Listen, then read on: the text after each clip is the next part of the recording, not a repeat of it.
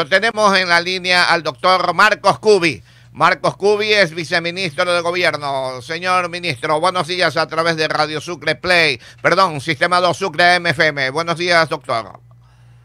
Muy buenos días, siempre un gusto saludarlos y poder conversar. Gracias, mi querido doctor. Mire, usted está de viceministro de Gobierno. Algo tiene que ver con la seguridad del país.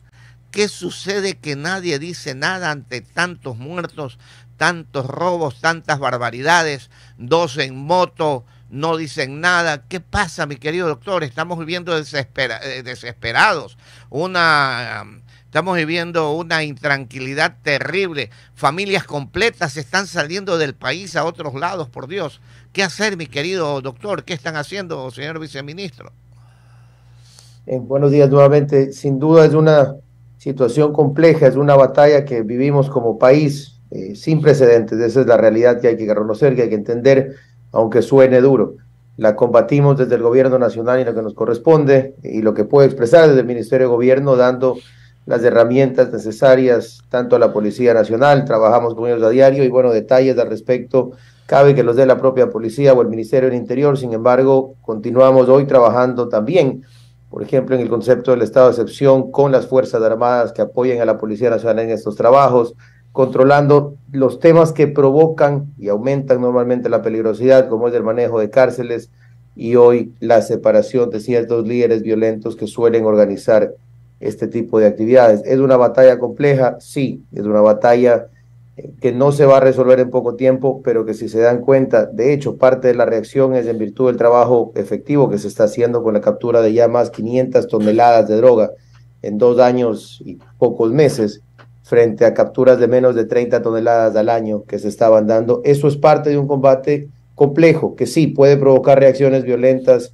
de parte de las organizaciones delictivas que están viendo afectada su modelo económico, su modelo de operación. Sin embargo, es parte de esta estrategia y fíjense qué más estamos haciendo, y lo hablo a figura de gobierno o de Estado. Hace pocas semanas se firmó el acuerdo de cooperación más amplio que ha tenido este país con Estados Unidos en cooperación para repotenciación de Fuerzas Armadas, para apoyo en materia de seguridad, para asesoría, equipamiento y apoyo en funcionamiento. También en breve se estarán inaugurando ya en operaciones los escáneres en puertos, que son los fuentes principales de salida, lastimosamente, de la droga, que es parte de estas organizaciones criminales. Por lo tanto, se están dando pasos en distintos aspectos. También es necesario reconocer la necesidad de que esto sea un combate a nivel Estado, porque es complejo, aun cuando la Policía Nacional hace su trabajo, si después tenemos situaciones de judicatura que dejan libres a los delincuentes capturados. Hace poco teníamos una banda completa de secuestradores que fue liberada y así es complejo. Es decir, es un combate largo y profundo que debemos de enfrentar como país, y como gobierno estamos tratando de entregar todas las herramientas necesarias de la política pública en trabajo junto al Consejo de Seguridad del Estado, pues tomando todas las medidas que permitan combatir frontalmente. Y quizás aprovechando la pregunta o el espacio de este tema es clave, aunque esto ya le corresponderá a la próxima asamblea, con la cual nosotros como gobierno tendremos poco tiempo, pero que se tramiten con urgencia las reformas constitucionales que quedaron ya para segundo debate, que permitirían que Fuerzas Armadas trabaje de manera concreta, constante, programada, y ya no sean necesarios estados de excepción para que Fuerzas Armadas salgan a combatir a la delincuencia, sino que de manera integrada, programada, y que, por ejemplo, en ejercicios de inteligencia y de investigación que toman tiempo, puedan ser parte de manera continua. Eso es necesario, es lo que demuestra la experiencia de otros países que han tenido que enfrentar este flagelo del narcotráfico y del crimen organizado internacional. Pero doctor Cubi, estamos conversando con el doctor Mario Cubi, viceministro de Gobierno, pero hablando de la policía, no tienen ni siquiera patrulleros. Hay muchos patrulleros que están con desperfectos y no pueden rodar. Están en los UPS y no pueden rodar, hablando de detalles. Usted habla del macro, es verdad lo que usted dice dentro de lo que es el macro problema que tenemos. Pero dentro del micro problema, si lo podríamos llamar así, la policía no tiene ni en qué transportarse, mi querido doctor. ¿Cómo solucionar ese problema? No hay patrulleros. A ver, entiendo esa problemática en casos específicos, se está trabajando en esa línea, se ha trabajado con el Ministerio del Interior para acelerar procesos de contratación y mejora, pero no es bueno hiperbolizar ni generalizar. Sí hay problemas en ciertos espacios que hay que continuar con mantenimientos, que hay que continuar con compras, pero no es bueno decir no hay carros de la policía, porque tampoco es cierto, y parte de las compras, por ejemplo, en los últimos 2 meses han llegado más de 11 millones de municiones, están en los pocos días de llegar equipamiento de protección individual para los policías, las tanquetas de Fuerzas Armadas ya están funcionando, las de policía están por llegar, parte de la repotenciación del parque automotriz está en proceso también, es decir, se está trabajando en eso en cuanto a UPCs y VCs, de hecho hay contratación y procesos para los cuarteles intermedios, del término técnico que utiliza el Ministerio del Interior, que se van a poner en las zonas más intensas de criminalidad para dar un apoyo aumentado al frente a los de los UPCs que en ocasiones son insuficientes. Es decir, entendemos que es un problema serio y grave, que en ocasiones está provocando problemas de logística, sin embargo, se está trabajando a diario y como ustedes, insisto, las armas son una de ellas, las municiones son otra de ellas, los chalecos que están llegando, las tanquetas que estuvieron hace poco ya en el país, son parte de ese proceso de repotenciación de armamento y de entrega también a los nuevos miembros de la policía, que si bien es cierto es necesario equipamiento, también es policía y eso es parte de lo que el gobierno desde la parte política hace. En el mes de mayo se graduaron cerca de 8.500 nuevos policías y para noviembre está programada la graduación de 5.000 más que se integran a la fuerza pública. Es decir, siguen dándose pasos desde lo que corresponde a nivel gobierno para entregar las herramientas necesarias. No es un combate sencillo, pero es algo que tenemos que continuar haciendo, e insisto, con la colaboración de todas las diferentes funciones del Estado. La verdad es importante la judicial, no solo en judicatura, también fiscalía cumpliendo con su rol, y en su momento, pues la legislatura, una vez que se impongan sus funciones, también trabajar en ciertos ajustes que reduzcan el abuso de garantías jurisdiccionales, que reduzcan el abuso de discrecionalidad que en muchas ocasiones tienen los jueces y de los cuales ya de manera notoria, incluso existen jueces sancionados y apresados por el abuso del derecho, está permitiendo que delincuentes, no solo cabecillas, sino aquellos que son capturados en operativos, salgan en libertad, lo cual definitivamente complica tanto el trabajo de la policía como una solución definitiva al flagelo que vivimos. Eso es una gran verdad, mi querido doctor. Pero la otra gran verdad es que aquí en Guayaquil no se ven patrulleros. No se ve patrullaje, definitivamente por ningún lado. El otro lado, 2 personas en moto. ¿Por qué no evitan 2 personas en moto si son familiares que le enseñan la cédula y son padre, hijos, o padre, esposo y esposa, perfecto, que continúen? Pero 2 hombres que no tienen que ser, que no tienen ningún parentesco, ¿por qué se les acepta que circulen dos en moto y 2 en motos donde se dan los crímenes, donde se dan los asaltos, etcétera, etcétera? ¿Por qué no se actúa? Eso no significa nada, mi querido doctor. Bueno, vamos a poner en consideración de las autoridades pertinentes, en este caso en materia de tránsito municipal o dentro de la radio urbana donde se ha solicitado la parte de tránsito como competencia, pues a las diferentes agencias de tránsito municipal, a la ART y a la CTE. Es una alternativa que debe ser evaluada. Ahora, doctor, usted dijo hace un momento algo que es una gran verdad. La policía actúa, detiene bandas completas y la parte legal, judicial, los deja libres. ¿Cuál es la relación entre el gobierno y la Corte Constitucional hoy por hoy? Es una relación cordial como corresponde entre funciones del Estado, sin embargo, sin duda que tenemos una diferencia seria de criterios que ha provocado que lastimosamente proyectos que se trabajaron con absoluta responsabilidad, que se pensaron para beneficiar a la mayoría de ecuatorianos, para dar más oportunidades, más generación de empleo, se vean entrampados en una interpretación, nos toca llamarla jurídica, pues es emitida por la Corte en virtud de lo que interpreta en derecho. Sin embargo, que para nosotros se sale de la capacidad de la Corte en cuanto al análisis de la urgencia o no de un tema económico, el cual usted conoce, ni siquiera la legislatura, como primer poder del Estado, como aquel que tiene la potestad para revisar normativa y crear normativa, no interpreta. Cuando un presidente envía un proyecto económico urgente, la Asamblea puede negarlo, sí, puede reformarlo, puede archivarlo, pero no puede simplemente decir, no, no es urgente, no tiene esa capacidad de interpretación. Y por comparación, si se quiere, si lo llevamos a la Corte lo que le corresponde o le correspondía, y en esto estamos de acuerdo no solo como gobierno, sino con un gran número de juristas, es interpretar la constitucionalidad o no de las normas que se incluían en los proyectos de ley. Por ejemplo, en el caso de la condonación y reestructuración de deudas en materia de créditos educativos. Y la Corte, en lugar de entrar a esa revisión, que es la que le corresponde en virtud de un dictamen de constitucionalidad, evaluó si había o no urgencia, cosa que incluso si estiramos el concepto y pensamos que en derecho podía corresponderles, es absolutamente compleja, porque la urgencia o no en materia económica la da el entender la figura económica, entender la dinámica financiera, entender los recursos que hay en este momento, los números que lo recibe la Corte en las propuestas, en los antecedentes, sí, pero ni cerca en la profundidad que el Poder Ejecutivo, que es el que está a cargo de esto, entiende, y por eso la propia Constitución le da al Ejecutivo esa potestad de establecer la urgencia económica. Sin embargo, aquí estamos, insisto, no es que esto significa una mala relación entre instituciones, no es bueno ese tipo de encuentros en un tema democrático, en un ejercicio democrático.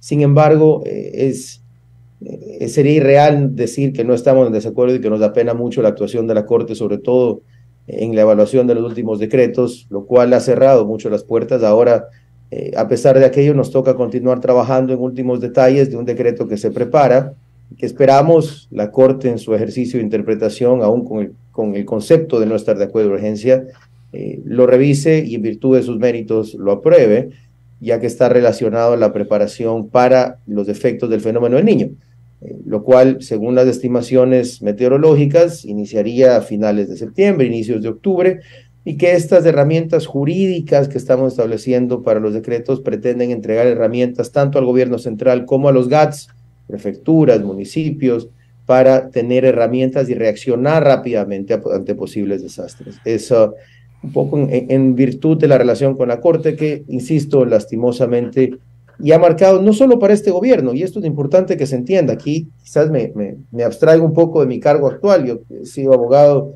y me he dedicado a la academia también en materia de investigación, y es preocupante porque esto significa que la Corte cierra esa puerta de decretos dentro del modelo constitucional que tenemos, con el que se puede estar de acuerdo o no, pero es el que tenemos, y además establece un precedente donde la Corte Constitucional puede evaluar los proyectos de ley económica urgente. Podrían algunos argumentar que se restringe solo a los decretos ley que se plantean en muerte cruzada, pero otros podríamos plantear que si puede lo más, al ser este un poder extraordinario que establece la Constitución, ¿por qué no podría bloquear otros? Sin embargo, eso ya va para el debate jurídico, que es importante tener en cuenta cuando una alta corte toma decisiones, porque se convierte en un precedente que emana y que afecta a cualquier acto en lo posterior. 16 minutos para las 8 de la mañana con el doctor Mario Cubi, viceministro de Gobierno, a través de Sucre Radio y Televisión, AM y FM, televisión online. Ministro, pasando a otro, los resultados electorales, otro tema. ¿Cómo ustedes observan y cómo ustedes vieron el problema telemático y qué criterio le merece el volver a repetir fuera del país esas elecciones y ahora presencialmente, doctor? Bueno, en primera instancia, creo que es bueno ir reconociendo algunas cosas. Primero, el espíritu democrático de los ecuatorianos, de una muy buena asistencia a las elecciones, a pesar de lo que es, insisto, duro de reconocer y decir, pero una situación compleja de seguridad que es tampoco posible esconder. Eso, lo primero. Segundo, que no existieron eventos adversos durante el día de las elecciones, eso también es importante, da confianza en la democracia, permite estar tranquilos de hacer una segunda vuelta como Estado. Luego, creo que para muchos fue una sorpresa el resultado de primera vuelta. Es interesante el resultado que deja porque demuestra que los ciudadanos están buscando algo nuevo, digamos que a pesar de haber sido asambleísta en el periodo anterior, Daniel Noboa sigue siendo un personaje relativamente outsider en materia de presidencia, que al parecer muchos no lo veían venir, pero que manejó una campaña bastante estable, bastante propositiva, que no estaba atacando, que no estaba confrontando y que más bien, incluso en el debate, presentó una alternativa a lo que los ecuatorianos estamos discutiendo. Eso tiene muchísimas lecciones y para los que somos amantes de la política y las campañas será un caso de estudio profundo. Sin embargo, creo que demuestra con claridad que los ecuatorianos están buscando alternativas. También es interesante que esta sea una segunda vuelta que va a tener ese factor adicional. Sinceramente me parece, y ahí sí hablé de no antecedentes en materia de seguridad, En la presencialidad tampoco hubo mayores incidentes ni problemas. También felicito a las organizaciones políticas porque no hubo en esta ocasión, como sí se dio en ocasiones anteriores, de acusaciones de fraude o violencia post elecciones en materia de revisión, procesos de reconteo. Sin embargo, sí es triste lo que sucede a nivel en el exterior, primero porque se deja a los ciudadanos ecuatorianos en una especie de inconformidad bien justificada. No sabe cuántas denuncias teníamos de gente que trató de votar, intentó por horas ese día, lo cual frustra el ejercicio ciudadano. También porque parecería, insisto, parecería, pues un proceso que requerirá su revisión, que la empresa que se hace cargo del proceso no tenía la experiencia que correspondía, lo cual no es adecuado para un proceso así de serio.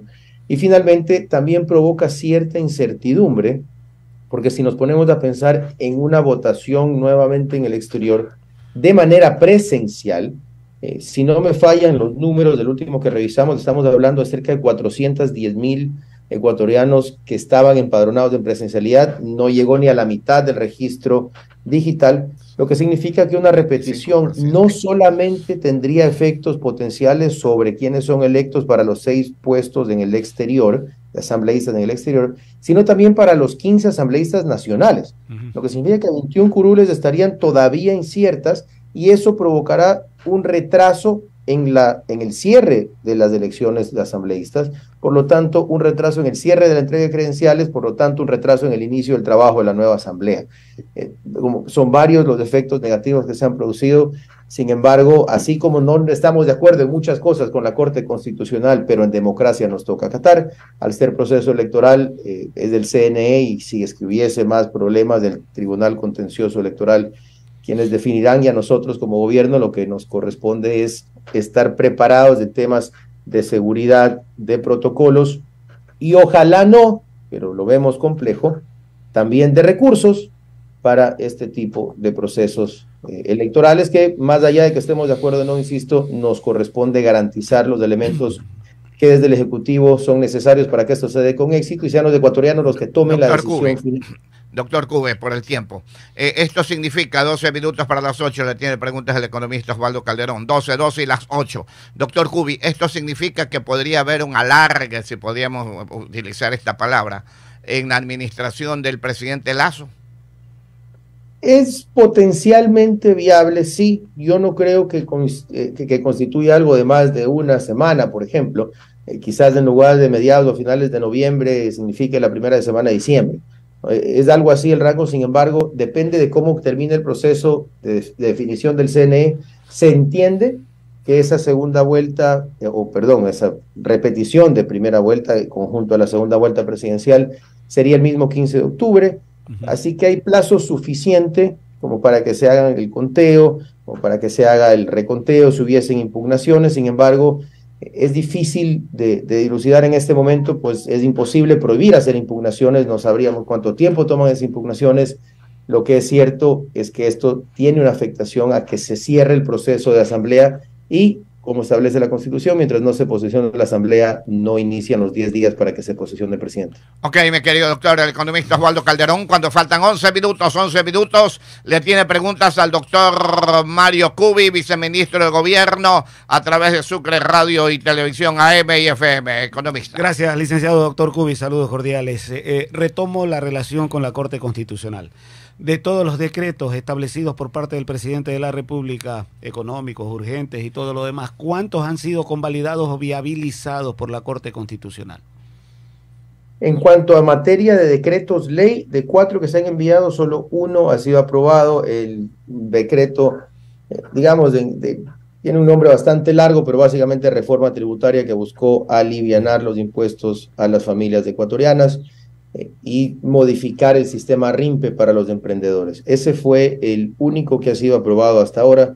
Lastimosamente el de ley de zonas francas fue negado, el de créditos educativos que reestructuraba y perdonaba intereses, mora, y daba nuevas oportunidades a más de 6,000 estudiantes que tienen hoy procesos coactivos de cobranza, y tampoco fue aprobado el cuarto proyecto, así que de reestructuración empresarial, que daba algunas herramientas de lo que se maneja a nivel internacional para empresas Y fíjense, aunque ya no está, creo que es importante hacer la reflexión para que los ecuatorianos que nos escuchen entiendan, porque a veces los excesos de tecnicismos jurídicos pueden complicar o hacer pensar que en un decreto que no era quizás necesario. Miren, lastimosamente, la realidad en el Ecuador es que muchas empresas cuando tratan de reestructurar su funcionamiento o de pagar deudas porque ha bajado su flujo, porque durante unos meses se vio complicada, en muchos casos se van a la quiebra porque no hay eso. Si yo siempre cuento una anécdota, y es que si Donald Trump hubiera nacido en el Ecuador, estuviera quebrado, no sería presidente de los Estados Unidos. Donald Trump se ha declarado 4 veces en bancarrota, que es un modelo que en Estados Unidos se llama Chapter 11, que permite entrar en un proceso de mejora. Eso traído hacia la legislación ecuatoriana con aprendizajes de Colombia, de Perú, de México, a nuestro modelo latinoamericano, es lo que se planteaba. ¿Por qué? Porque tenemos miles de empresas que lastimosamente tienen operaciones que son buenas, que son necesarias, pero entran en procesos de iliquidez, que muchas veces son temporales, y cierran. ¿Qué significa eso? Menos puestos de trabajo, menos capacidad de generación de empleo, menos pago de impuestos para el Estado. Nadie gana cuando una empresa quiebra. Claro, nadie. La idea es tratar de mantenerla, sí, sin duda alguna. Otra inquietud, doctor Kubi. Y perdóname, solo para cerrar esa idea, y es que, ojo, acabamos de venir, porque parece que fuera mucho, a veces la memoria se olvida rápido, pero el COVID afectó a cientos de empresas, cientos de empresas que todavía tienen problemas de liquidez, y se nos viene un fenómeno del Niño. Entonces, cuando vemos como gobierno ese escenario, decimos, ok, es hora de pensar en herramientas que permitan dar sostenibilidad a empresas que puedan haber tenido problemas o puedan tener problemas en lo pronto. Que no iba a afectar a nadie, la Corte dijo, eso no es urgente. Por eso no estamos de acuerdo, porque al final del camino es quien puede ver la película completa y tiene las cifras y tiene la información quien define o no la urgencia. Sin embargo, bueno, ahí estamos y esperamos que ahora, como te decía, con el fenómeno del Niño, que es el último decreto que por lo menos hasta ahora tenemos programado, la Corte reflexione un poco mejor. Usted es viceministro de Gobierno, pero tiene la relación obviamente con el Ministerio del Interior también. ¿Qué hay de cierto sobre una notable baja o deserción de elementos de las filas policiales que no está encuadrada con el antecedente histórico, si cabe el término, mi querido doctor? Les soy sincero, al menos por ahora no tengo información al respecto. Hay, como siempre, los procesos de jubilación ordinaria de policías, de Fuerzas Armadas, pero una deserción generalizada, no que yo tenga información al respecto. No generalizada, sino en un mayor número de lo que normalmente pudiera ser.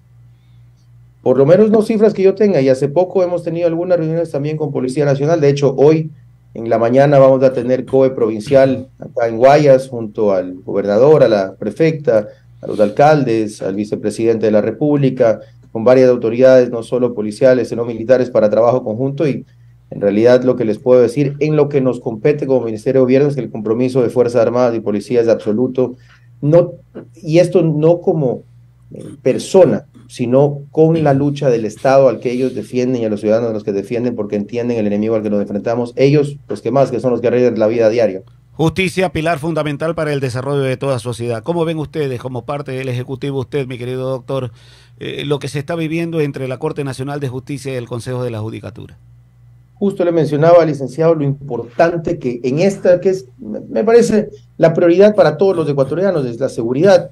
Y sin engranar justicia es imposible lograrlo, y más aún en otros factores, pero es indispensable que exista una justicia seria, independiente, sí, con evaluaciones, sí, con posibles sanciones cuando se incumplen, pero no de manera selectiva y peor incumpliendo las normas. ¿Cómo podemos pensar que un consejo de la judicatura, que es el órgano a cargo de los procesos administrativos, sancionatorios y disciplinarios, tengan resoluciones con 2 de 5 votos, tengan actuaciones con dudosas antecedentes a la asistencia a la misma, por lo menos? Es simplemente, primero, vergonzoso como ciudadano y como abogado que soy, y segundo, inaceptable como autoridad en este momento del país. Por eso realmente reconozco el comunicado y la resolución que ha tomado la Corte Nacional de Justicia. Me apena que tenga que llegarse a ese punto, pero me parece que dentro de la propia función judicial, que es lo que corresponde, en nuestro caso doy una opinión, Sin embargo, no cabría que como ejecutivo se tomen acciones, de como gobierno se tomen acciones concretas, porque podría malinterpretarse como injerencia en la justicia, pero que la propia función desde la Corte Nacional lo haga, que la Fiscalía, dentro de sus competencias y en lo que le corresponda, si considera que existen indicios para una investigación, lo haga también.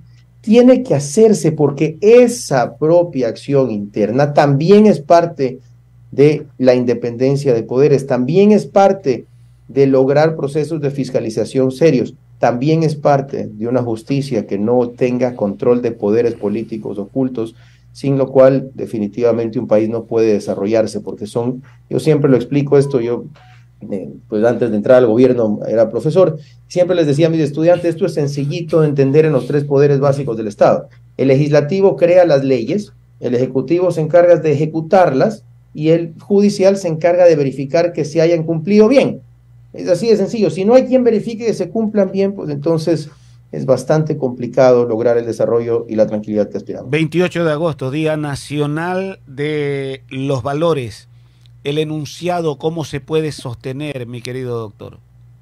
Mire, esa es una campaña espectacular, se lo digo de corazón y como formador también, que ha sido mentalizada desde gobierno, encabezada por una iniciativa de la primera dama y que lo que busca es llegar a diferentes puntos del país, principalmente desde las unidades educativas, pero también en otros espacios, con gremios, con asociaciones, con fundaciones, con arte, con cultura, que permita reforzar valores, reforzar principios en la juventud y en la sociedad. Miren, a veces se minimiza el efecto que esto debe tener, pero desde entrar a las reformas de malla curricular, recuperando materias como cívica, como valores, como historia nacional, logramos un ajuste que sí va a tomar tiempo, que avanza poco a poco, así como el daño ha tomado muchísimos daños, la recuperación lo requiere, y así como tenemos que combatir frontalmente a los delincuentes hoy, también tenemos que trabajar en estas campañas que permiten que los jóvenes no caigan en eso, no sean presa fácil de las drogas, la mala influencia social o de caer en pandillas. Desde un ejercicio, insisto, busca desde la parte humana recuperar y realzar los valores que nos deberían caracterizar siempre a los ecuatorianos y reducir incidencias que también están provocando que niños cada vez más jóvenes, hablamos a veces de niños de 11 o 12 años ya consumiendo droga, caigan en este tipo de situaciones, junto a programas que se integran y que esperamos que el próximo gobierno los reconozca y los vea,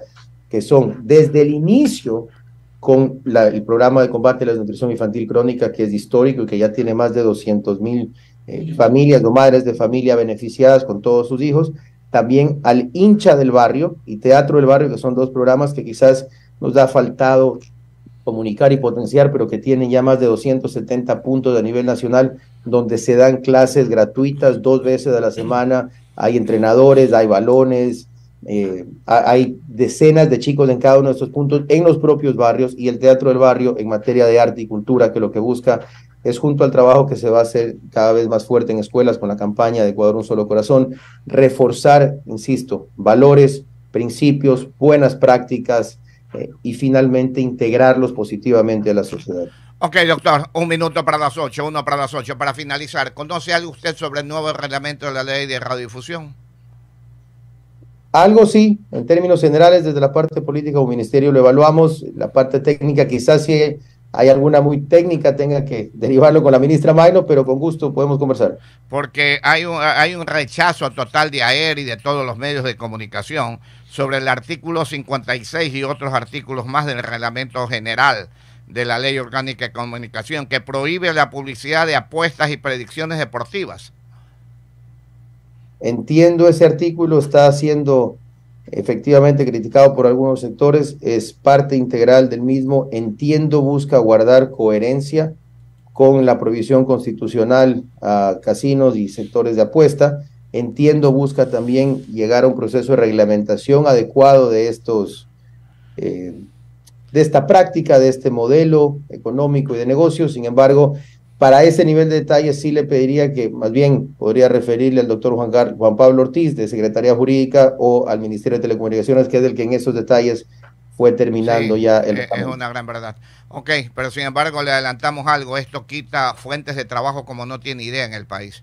fuentes de trabajo allí, fuentes de trabajo se quitaron cuando eliminaron los casinos, y cuántos impuestos de ingresos al Estado se eliminó también con los casinos. Yo no sé jugar ni macateta, le converso, pero el que quiere jugar va, el que no quiere jugar no va, ¿no es cierto? Pero ¿por qué eliminar las fuentes de trabajo? Aquí se están eliminando fuentes de trabajo. Queremos abrir fuentes de trabajo en el país y lo que hacemos a través de leyes eliminarlas, mi querido doctor. Créame que entiendo la postura, además, más allá de lo que yo pienso a título personal, le planteo un escenario también en esa línea, con el tema de la prohibición de explotación del Yasuní, que fue por consulta popular, y lo pongo en el escenario porque fue una consulta popular la que prohibió las apuestas y los casinos en el país, a lo que hay que guardar coherencia constitucional. A veces, por caer en politiquería, y aquí entrando a mi campo, disculpa que lo lleve a la política, pero es necesario. Es verdad. Porque a veces los ecuatorianos, por caer en el seguir a un político, o a veces incluso en rechazar a un político, vamos a las urnas y votamos por cosas que nos afectan a todos. Miren, en febrero de este año, los ecuatorianos votaron en la mayoría que no extraditemos a delincuentes peligrosos, por el amor de Dios. Totalmente de acuerdo. Porque les caía mal el gobierno, seguramente a algunos, o por seguir el consejo de otros. Ahora cerramos, fíjese, en Orellana, en Sucumbíos, en Napo, donde estuvimos hace poco, la gente está muy enojada. De hecho, hay amenazas de paro, aunque usted no lo crea, por el proceso de cierre de los pozos del Yasuní. Porque esa gente invirtió en montar su ferretería, en ponerse un hotel, en ponerse un restaurante, en comprar un camioncito, para dar servicios a eso. Hoy, el resto del Ecuador, que no está afectado directamente en la zona, dijo que quiere que se detenga. Más allá, insisto, de mi postura personal, es importante que estos ejercicios los ecuatorianos los entendamos con un poco más de madurez cada vez, porque nuestra opinión en consulta popular se convierte en ley absoluta, que aunque ya no nos guste, nos toca ir cumpliendo, y que además debe guardar coherencia y síntesis con lo que se hace en futuro, y nos afecta sin duda, como usted muy bien ha dicho, a muchos en puestos de trabajo, en generación de riqueza, e incluso en recursos que pueden servir para cobertura social. Esa es una gran verdad, mi querido doctor. Ok, lo dejamos con las últimas palabras al doctor Mario Cubi, viceministro de Gobierno. Muchísimas gracias por la entrevista, siempre un gusto poder acompañarlos, y bueno, desde el Gobierno Nacional, expresarle a la ciudadanía que más allá de la parte política y electoral, por decisión del presidente de no correr una reelección y de que vaya el partido, nuestro trabajo continúa hasta el último día. De hecho, este viernes anterior estuvimos inaugurando más de 120 viviendas de Santa Rosa. Este viernes estaremos en Pedernales inaugurando el hospital de Pedernales, un hospital nuevo de última tecnología que fue construido desde cero en este gobierno. Y así continuaremos con escuelas nuevas, con diferentes centros de salud, trabajando por el beneficio de los ecuatorianos, que es lo que nos corresponde, dejando un poco de lado la política, aunque es parte de nuestra opinión y de toma de decisiones, pero dedicados principalmente a servir y atender esas necesidades y ofertas desde el presidente Guillermo Lasso. Muchas gracias al señor viceministro de Gobierno, al doctor Mario Cubi. Muchas gracias, doctor. En cualquier momento, a través de Sucre Radio y Televisión AM y FM, con los brazos abiertos lo esperamos. Muchas gracias, doctor.